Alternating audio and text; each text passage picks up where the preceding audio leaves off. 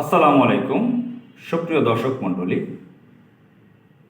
বাংলাদেশে বর্তমানে যে পরিস্থিতি চলছে সেখানে আওয়ামী লীগের বি টিম সি টিম অত্যন্ত সক্রিয় হয়ে উঠেছে সামাজিক যোগাযোগ মাধ্যমে। আওয়ামী লীগের বি টিম সি টিম অনেকে নীরব ঘাতকের মতন কাজ করে।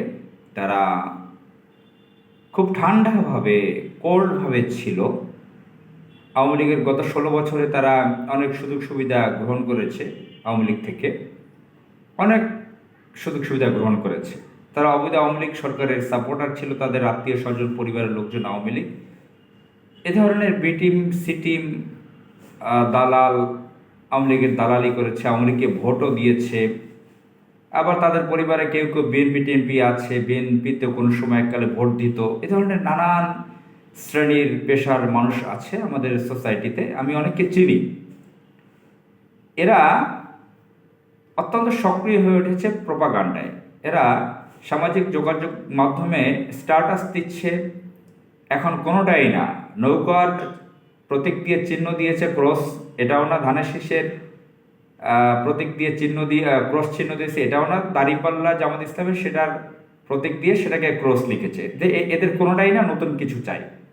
এবং এই যে গণ অভ্যুত্থান হয়েছে, রিভলিউশন হয়েছে, এটা মনে করে যে এটা কিছু ছাত্ররাই করেছে। এর সঙ্গে যে যুক্ত জামাত শিবির ছিল, পেট্রোনাইজ করছে জামাত শিবির, বা দেশের আম জনতা ছিল, বা বিএনপির কিছু লোক ছিল, এটা তারা স্বীকার করতে চায় না। নানান ধরনের বাজে কথা, বাজে মন্তব্য করে। এবং তারা তো নিজেরা কখনো অন্যায়ের প্রতিবাদ করে নাই, রাজপথে নামে নাই, ঘরে বসে এগুলো তারা মন্তব্য করে যাচ্ছে। ব্যক্তিগতভাবে আমি যে বলছি, আমি জেনে শুনে বলছি। এই আন্দোলনে জামাত ছিল, শিবির ছিল, বিএনপি ছিল। ব্যক্তিগতভাবে আমি রাজপথে ছেলেদের সাথে ছিলাম। গণঅভ্যুত্থান এমনি এমনি ঘটে নাই, বহু মানুষের রক্ত গেছে, ত্যাগ গেছে, কষ্ট গেছে। তো যাই হোক, একটি বিপ্লব ঘটেছে, এই অবৈধ সরকারের পতন ঘটেছে। এখন সামাজিক যোগাযোগ মাধ্যমে ভারতীয় এজেন্টরা খালেদা জিয়াকে নিয়ে নানান ব্যঙ্গাত্মক ছবি দিচ্ছে, তাকে খ্রিস্টানদের গির্জার নান বানাচ্ছে, তার সম্পর্কে বাজে মন্তব্য করছে, হাওয়া ভবনের কথা বলছে, বিএনপি নিয়ে নানান ধরনের কুৎসা বাজে কথা প্রচার। বোঝাই যাচ্ছে যেগুলো একটা সময় যে জিয়াউর রহমানের পরিবারকে নিয়ে বাজে মন্তব্য করার জন্য এজেন্ট একটা মিশন নিয়ে নেমেছিল ভারতীয় গোয়েন্দা সংস্থার প্রভাবে কিছু লোকজন, সেগুলো আবার অ্যাক্টিভ হয়েছে বেশিভাবে, খুব সাংঘাতিক চরমভাবে অ্যাক্টিভ হয়েছে। এটা সবসময় চলমান ছিল। আমি বলি না জিয়াউর রহমানের পরিবার ধোয়া তুলসী পাতা দুধে ধোয়া, তাদের অনেক দোষ ত্রুটি আছে, তারা অনেক অন্যায় করেছে।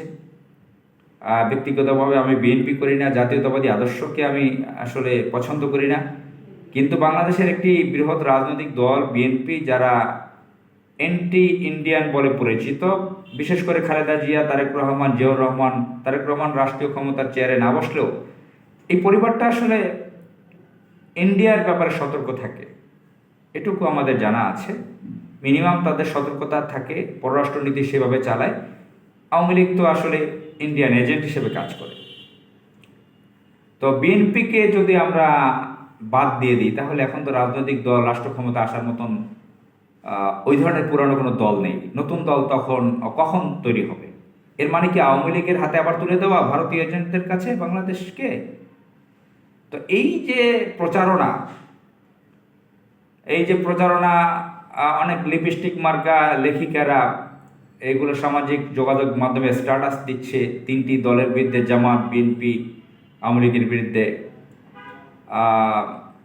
তারা বুঝাচ্ছে যে আওয়ামী লীগকে অপছন্দ করি, অথচ তারা আওয়ামী লীগের সুবিধাভোগী ছিল। তারা এর সাথে সাথে অন্য দুইটাকেও তারা বুঝাচ্ছে না, তারা যাতে মানুষের তোপের মুখে না পড়ে, এই জন্য আওয়ামী লীগের প্রতীক নৌকারও ক্রস চিহ্ন দিয়েছে তারা সিস্টেম করে। এক ভদ্র মহিলাকে চিনি, তিনি লেখিকা হিসেবে পরিচিত হয়ে উঠেছেন, লিপস্টিক মার্কা এক লেখিকা। তো তিনি, তার হাজব্যান্ড 2013 সালে জামাত ইসলামের কেন্দ্রীয় নেতা কাদের মোল্লাকে যখন ফাঁসিতে ঝুলিয়ে হত্যা করা হয়, সেই শহীদ আব্দুল কাদের মোল্লার শহীদের পরের দিন সে তার অফিসে সে উল্লাস করেছে। সে একসময় ছাত্রলীগ করতো, কররা আওয়ামী লীগ, মাওলানা দেলোয়ার হোসেন সাঈদী সম্পর্কে অত্যন্ত বাজে কথা সে বলে। জামাত ইসলাম সম্পর্কে অনেক বাজে কথা বলে। আমি জানি সে আওয়ামী লীগ থেকে বিভিন্ন সুযোগ সুবিধা নেয়, মাঝে মাঝে আওয়ামী লীগ করে। তার